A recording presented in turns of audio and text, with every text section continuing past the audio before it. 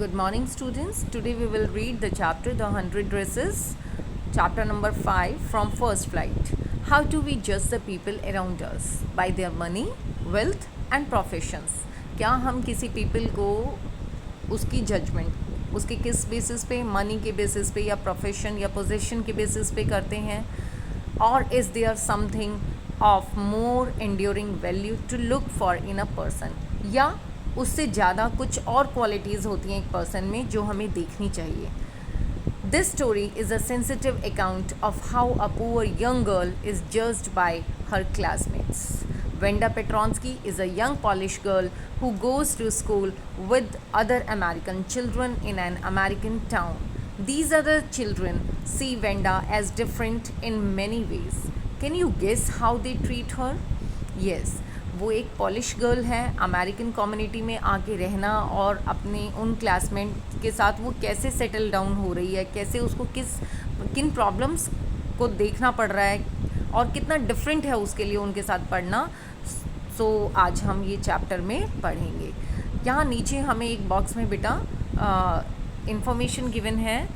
The Polish American community in United States. क्या है ये? So we have to read it.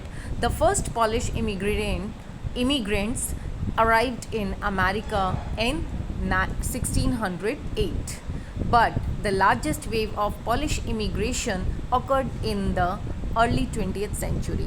वैसे तो 1608 में इमिग्रेंट जाने लगे थे.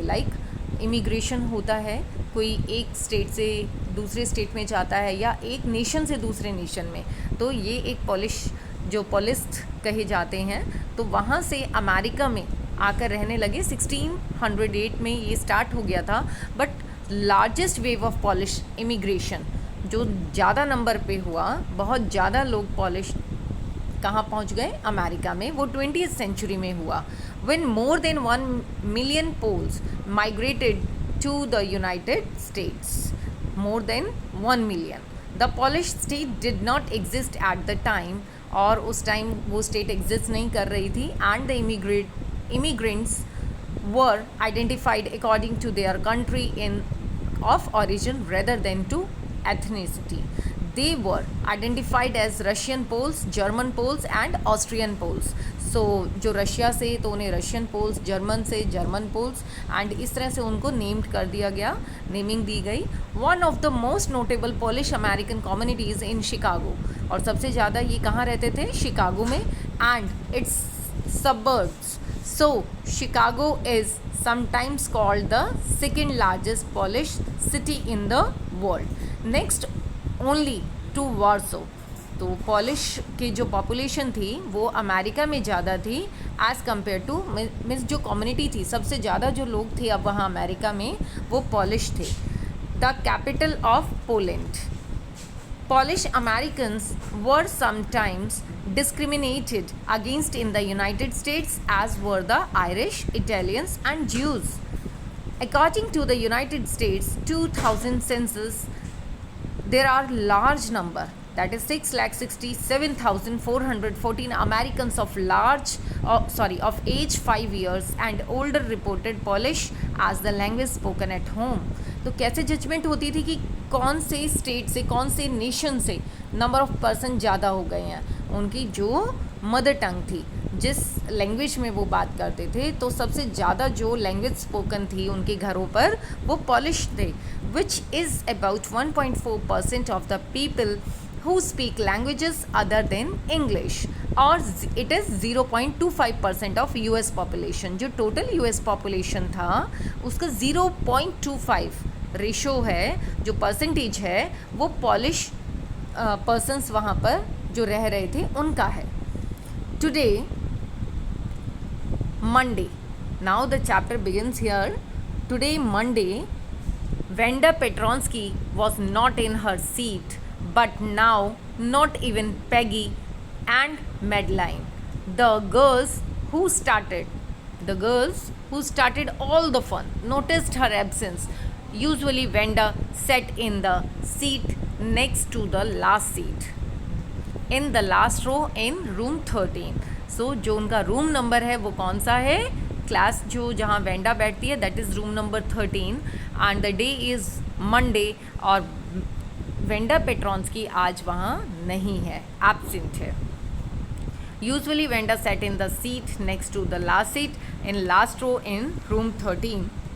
She sat in the corner of the room where the rough boys who did not make good marks sat. कौन बैठते हैं? जो पढ़ते नहीं हैं, रफ बॉयज़ हैं, जो डिसिप्लिन भी नहीं है. The corner of the room where there was most scuffling of feet, most roars of laughter when anything funny was said, and most mud and dirt on the floor. So scuffling of feet means आवाज़ें regularly आती रहती है, movement होती रहती है. आपने देखा होगा आपकी क्लास में भी कुछ ऐसे ऐसे स्टूडेंट्स होते हैं जो इंटरेस्ट नहीं लेते हैं स्टडीज़ में and they are just making laughing and doing और नॉनसेंस. सो इस तरह से कुछ स्टूडेंट्स क्लास में होते ही हैं. तो दैट वाज द कॉर्नर जहाँ पर वो बच्चे पीछे, जिसे हम बैक बेंचर भी कहते हैं, वो पीछे बैठते थे और वहीं वेंडा पेट्रॉन्स्की भी बैठती थी. But what was the reason why she was sitting there? Wanda did not sit there because she was rough and noisy. वो रफ और नॉइजी नहीं थी. Wanda never creates any nuisance in her class. On the contrary, जबकि उसके उल्टा, she was very quiet and rarely sad anything at all. और वो उसके अपोजिट थी. वो बहुत अच्छे से अपनी क्लास में डिसिप्लिन वे में बैठती थी और बहुत इंटरेस्ट से पढ़ती थी. And nobody had ever heard her laugh out loud. और कभी किसी ने उसकी हंसी भी नहीं सुनी. Sometimes she twisted her mouth into a crooked sort of smile.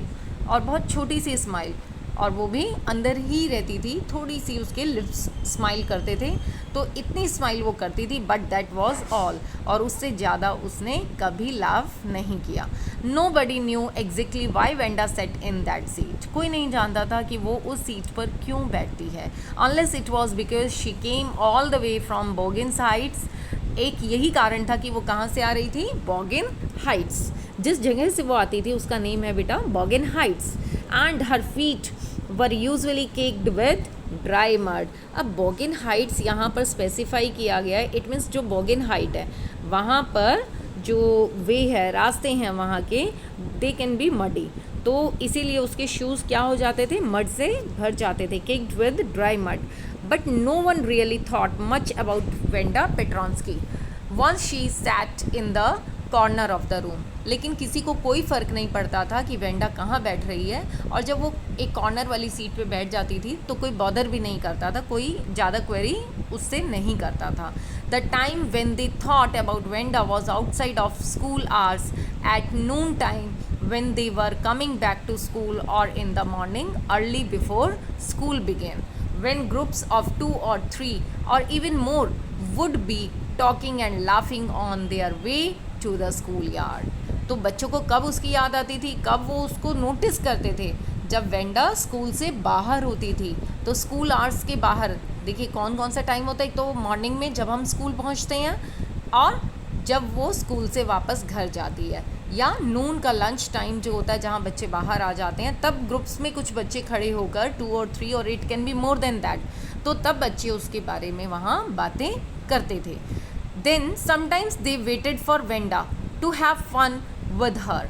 The next day Tuesday Wanda was not in school. देखिए मंडे वो एब्सेंट थी, अब वो ट्यूसडे भी नहीं आई है इधर. And nobody noticed her absence again. और किसी को कोई फ़र्क नहीं पड़ता है कि वो आज भी एब्सेंट क्यों है. आपने जनरली देखा होगा बेटा, अगर आप एब्सेंट होते हैं तो आपके फ्रेंड्स आपको कॉल करते हैं, आपका टीचर आपको कॉल करता है और आपको रीज़न बताया जाता है that why you are not coming. So these are the things जो नोटिस की जाती थी. But on Wednesday Peggy and Maddie who sat down front with other children who got good marks and who didn't trek in a whole lot of mud did notice that Venda wasn't there. Peggy was the most popular girl in the school. Now देखिए Monday नहीं आती है, Tuesday नहीं आती है, but the day come Wednesday. Peggy and Maddie who sat down front, जो आगे बैठते हैं, and other children who got good marks, और जो गुड मार्क्स लेते हैं वो सब आगे ही बैठते हैं generally. Peggy is the most famous girl there. Who didn't track in a whole lot of mud. अब उन्होंने क्या देखा कि आज वो निशान नहीं बने हैं, वो ट्रैक नहीं बने हैं. Did notice that Wanda wasn't there. Peggy was the most popular girl in the school. She was pretty, she had many pretty clothes and her hair was curly. She was beautiful also, उसका dressing sense बहुत अच्छा था. Maddie was her closest friend. The reason Peggy and Maddie noticed Venda's absence was because Venda had made them late to school. अब उनका absence, जो Wanda का absence है, वो कब उन्हें खलता है, कब उन्हें याद आता है कि वो उन्हें लेट करा देती है. They had waited for Venda to have some fun with her and she just hadn't come. और वो वेट कर रहे हैं कि वेंडा आज दिख नहीं रही है. हमने एक पैराग्राफ में अभी ऊपर क्या पढ़ा बेटा, that they were waiting for हर जब स्कूल आवर्स से पहले और स्कूल आवर्स के बाद. तो स्कूल आवर्स में आने से पहले वो वेट करते हैं, वेंडा का पीछा करते हैं. वेंडा को जब वो आती है तो उसके लिए जो गॉसिप्स होती हैं और उस पर लाफ करते हैं तो वो उनको टाइम मिलता है. बट अब उन्हें वेट करना पड़ रहा है. They want to wait for Wanda और वेंडा स्कूल नहीं आ रही, तो इस वजह से वो लेट हो गए. तो that is very funny here कि वो उसकी वजह से लेट हैं. They often waited for Wanda Petronski to have fun with her. उसके साथ उन्हें बात नहीं करनी बट उसका फ़न करना है, उसका मजाक बनाना है. That was the work pending. तो वो इसलिए वेट करते हैं और यही रीज़न था उनके लेट होने का. They were waiting for her to make her fun. Wanda Petronski, most of the children in room 13 didn't have names like that. और वेंडा पेट्रॉन्स्की का जो एक नेम है, सबसे बड़ा जो रीज़न था कि ऐसा नाम कोई और किसी बच्चे का नहीं था. They had names easy to say, सबके बहुत ईजी थे, लाइक थॉमस, स्मिथ और Allen. There was one boy named Bounce. अब एक बच्चा बाउंस है, बॉय है Willy Bounce. And people thought that was funny. और उसके लिए भी वो उसको फ़नी मानते हैं उस नाम को, but not funny in the same way that Petronski was. लेकिन पेट्रॉन्स्की जितना फ़नी उन्हें नहीं लगता, जिसका वो मजाक उड़ा सकते हैं, तो उन्हें वेंडा पेट्रॉन्स्की बहुत ज़्यादा फ़नी नेम लगता है. Wanda didn't have any friends. और वेंडा का कोई फ्रेंड नहीं है. She came to school alone and went home alone. और अकेले ही वापस जाती है. शी ऑलवेज वोर अ फेडेड ब्लू ड्रेस. एक ही वो ब्लू फेडेड ड्रेस डालती है. And didn't hang right. It was clean but it looked as though it had never been ironed properly. और कैसा दिखता है कि उसे कभी properly iron नहीं किया गया. She didn't have any friends but a lot of girls talked to her. Sometimes they surrounded her in the schoolyard as she stood watching the little girls playing hopscotch on the worn hard ground. और वो कहाँ खड़ी है? अपने school yard में, जहाँ पर बच्चे हॉपस्कॉच खेल रहे हैं. They were playing. Wanda Peggy would say in a most courteous manner as though she were talking to Miss Mason. Venda, she had say, giving one of her friends a nudge, tell us कि तुम्हारी कोई friend है तो बताइए. How many dresses did you say you had hanging up in your closet? तो एक नज यहाँ पर देयर इज़ अ वर्ड बेटा, it means a gentle push. तो वहाँ पर बात हो रही है कि तुम, और उसको मजाक उड़ाया जा रहा है, उसको पुश किया गया है और उससे पूछा गया है कि तुम्हारे पास, तुम्हारी अलमीरा में how many number of dresses do you have. Now Wanda is saying 100. Wanda would say 100 exclaimed all the little girls incredulously, and the little ones would stop playing hopscotch and listen. और जैसे ही 100 सुनते हैं, exclaimed, expression कैसे आते हैं, जितनी भी वो वहाँ पर लिटिल गर्ल्स थी, जो छोटी गर्ल्स थी, वो सब देखने लगती हैं, हैरान हो जाती हैं. प्ले कर हॉपस्कॉच जो खेल रही हैं वो छोड़ देती हैं. ये 100 all lined up, said Wanda. Wanda फिर से बोलती है, yes she is having 100 dresses. सब lined up हैं, बहुत अच्छे से line up हैं. Then her thin lips drew together in silence. और फिर वह चुप हो जाती है. What are they like? All silk, I bet, said Peggy. Peggy क्या बोलती है? ज़रूर सभी सिल्क होंगे, मैं शर्त लगाती हूँ. ये all silk, all colors, velvet too. ये velvet too, 100 dresses. Venda would repeat stolidly. तो अब यहाँ पर वो रिपीट कर दिया, नॉट शोइंग एनी फीलिंग और एक्सप्रेशन, बट वो कहती है येस, सब सिल्क भी हैं, वेलवेट भी हैं और बहुत सारे डिफरेंट कलर्स हैं, डिफरेंट स्टाइल्स हैं. All lined up in my closet, और कहती है सब मेरी अलमीरा में लाइंड अप है. Then they had let her go, और फिर वो उसे जाने देते हैं. And then before she had gone very far, वो ज़्यादा दूर पहुँचती नहीं है, अभी दूर नहीं जाती है. दे कुडंट हेल्प बर्स्टिंग, और वो अपनी उस हंसी को रोक नहीं पाते हैं, बहुत तेज़ी से हंसते हैं, बहुत ज़ोर से उसका मजाक उड़ाते हैं. Into श्रीक्स and peels of laughter.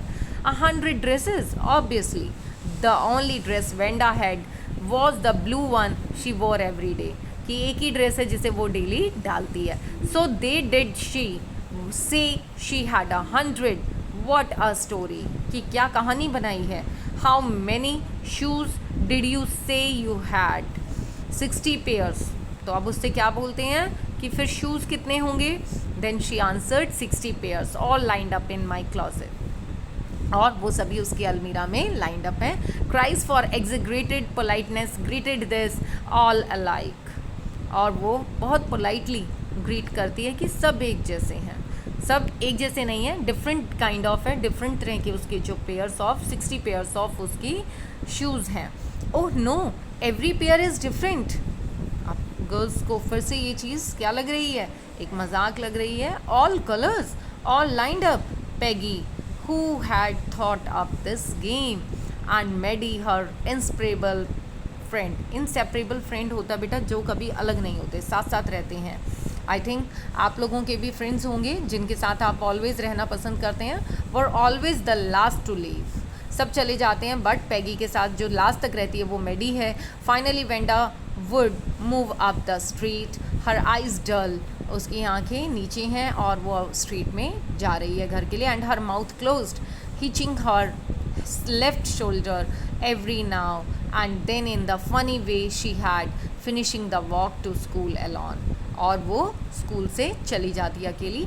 Peggy was not really cruel. Peggy भी क्रूअल नहीं है, मीन्स इतनी निर्दयी नहीं है, किसी को इतना हेट नहीं करती. She protected small children from bullies. Peggy बच्चों को बुलीज से, लाइक कोई अगर उन्हें परेशान करता है तो उनसे हमेशा बचाने के लिए रेडी रहती है. And she cried for hours if she saw an animal mistreated. अगर किसी एनिमल के साथ कोई मिसट्रीट कर रहा है तो वो वहाँ भी उसके लिए स्टैंड अप लेती है, खड़ी हो जाती है.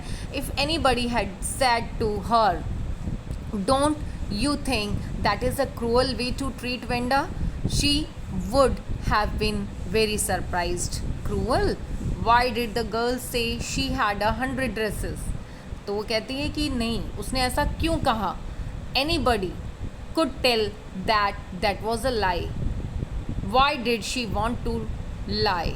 And she wasn't just an ordinary person, else why did she have a name like that. Anyway, they never made her cry.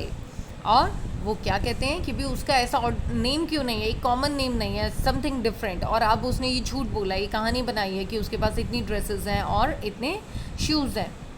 As for Maddie, this business of asking Wanda every day how many dresses and how many hats and how many this and that she had was bothering हर.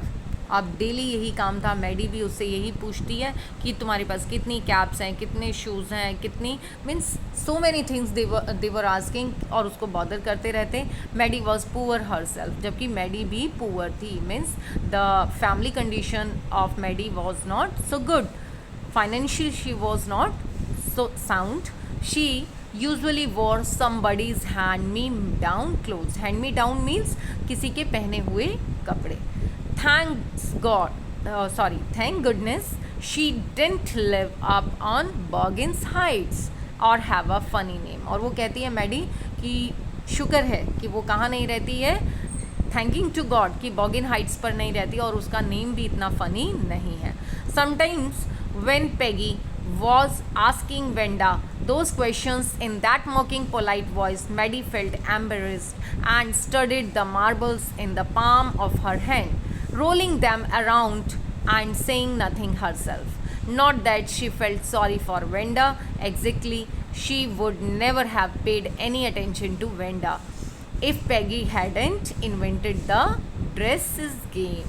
और Maddie क्या conclusion निकालती है कि अगर ये 100 dresses वाली बात Wanda कभी कहती नहीं तो मैं उसे कभी कुछ नहीं कहती. But suppose Peggy and all the others started in on her next. She wasn't as poor as Venda. और वो क्या मानती है कि जितनी गरीब वेंडा है, she is not like her, means उसकी जो कंडीशंस हैं उससे बेटर हैं perhaps, but she was a poor, लेकिन वो भी एक पुअर फैमिली से बिलोंग करती है. कौन? Maddie. Of course she would have more sense than to say she had 100 dresses, still she would not like for them to begin on her. तो अगर उसके पास 100 ड्रेसेस हैं तो वो पहनती क्यों नहीं? She wished Peggy would stop teasing Wanda Petronski. तो किसी तरह से वो चाहती कि पेगी भी उसको वेंडा को टीज करना बंद कर दे. Today even though they had been late to school, Maddie was glad to she had not had to make fun of Wanda. अब वो आज फिर लेट है क्योंकि कौन नहीं आया है? Wanda Petronski. She worked her arithmetic problems absent mindedly. 8 times 8, let us see. She wished she had the nerve to write Peggy a note. और मैडी अब क्या कोशिश करती है कि वो पैगी को क्या बना के दे? एक नोट में लिख के दे. Because she knew she never would have the courage to speak right out of Peggy to say. क्योंकि वो अब चाहती है कि पैगी उसे टीज ना करे, वेंडा को. कौन? मैडी. और वो एक लेटर राइट करना चाहती क्योंकि उसमें हिम्मत नहीं है कि वो आगे से सामने से जाके उसको स्टॉप कर सके और वेंडा को टीज करने से बंद कर सके. टू से हे पैगी. और वो स्टार्ट करती है let us stop asking Wanda how many dresses she has. अब हमें यह पूछना बंद करना होगा. When she finished her arithmetic she did start a note to Peggy. जैसे ही वो अपना मैथमेटिक्स का वर्क करती है बेटा, वो पैगी को वो लेटर लिखना स्टार्ट करती है. सडनली शी पोज्ड, रुक जाती है एकदम से, and shuddered. She pictured her self in the school yard. और एकदम से कहाँ खो जाती है कि वो कहाँ पर है? यार्ड में है स्कूल के. A new target for Peggy and the girls.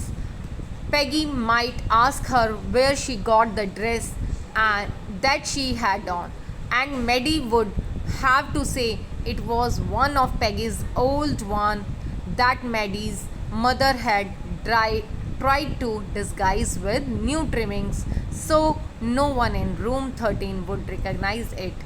Maddie ने किसकी दी हुई ड्रेस पहनी है? पैगी की. बट उसको उसकी मदर ने ट्रिम कर दिया सो दैट उसकी क्लास में बच्चे उसको ड्रेस को पहचान ना पाएँ, रिकग्नाइज ना कर पाएँ.